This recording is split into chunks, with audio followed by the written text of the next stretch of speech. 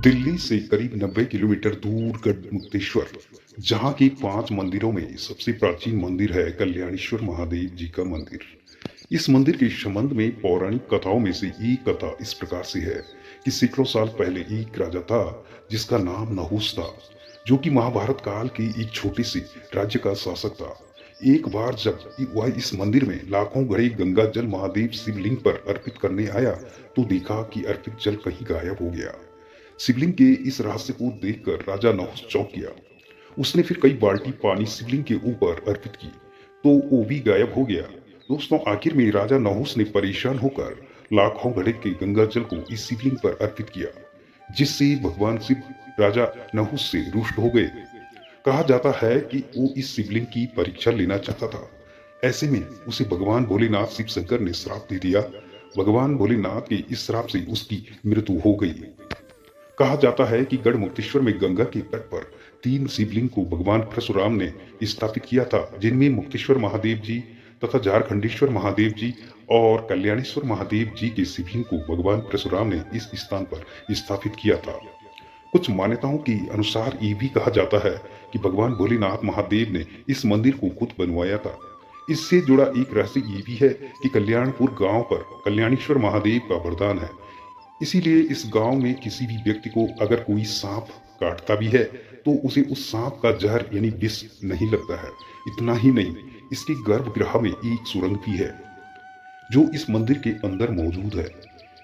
लेकिन इस सुरंग को जिसने भी खोदने की कोशिश की है, वह गायब हो जाता था या फिर अंधा हो जाता था।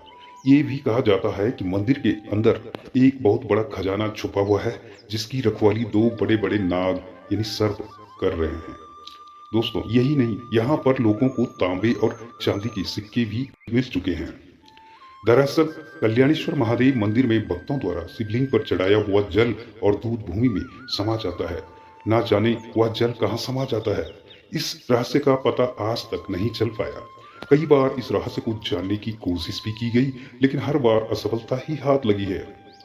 पौराणिक कथा के अनुसार कहा जाता है कि एक बार अपने समय के प्रसिद्ध राजा नल ने यह शिवलिंग का जलाभिषेक किया था, किंतु उनके देखते ही देखते शिवलिंग पर चढ़ाया गया जल भूमि में समा गया। यह चमत्कार देखकर राजा नल चौंक गए और उन्होंने इस रहस्य को जानने के लिए बैलगाड़ी से जल डुलवाकर हजारों घड़े गंगा जल शिवलिंग के ऊपर अर्पित किए थे। परंतु वह सारा जल कहाँ समाता, इसका कोई पता ही नहीं चलता। राजा नल इस रहस्य का पता नहीं लगा पाए।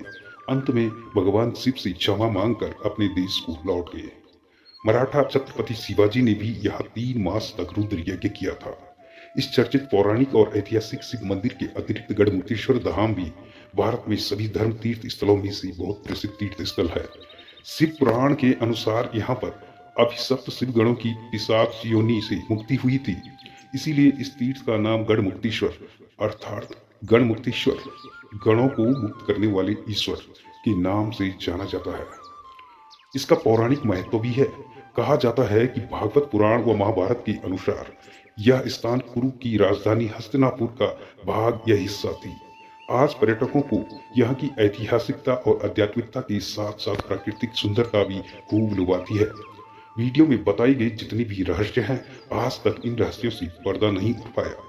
दोस्तों, कहा जाता है कि ये घटना आज से शुरू नहीं हुई, बल्कि इसके बारे में हजारों सालों से ऐसे ही सुनने में आ रहा है, लेकिन आज तक इन रहस्य को कोई सुलझा नहीं पाया। दोस्तों, इस कहानी से संबंधित यदि आपके पास कुछ सुझाव है तो कमेंट बॉक्स में जरूर साझा करें। यदि आप इस चैनल पर नए हैं तो चैनल को सब्सक्राइब करना ना भूलें। साथ ही बेल आइकन का बटन प्रेस करें ताकि आने वाली सभी वीडियो की नोटिफिकेशन आप तक समय समय पे पहुंचती रही। वीडियो को अधिक से अधिक लाइक करें, शेयर करें। दोस्तों, फिर मिलते हैं एक नई वीडियो के साथ। तब तक के लिए धन्यवाद। जय हिंद।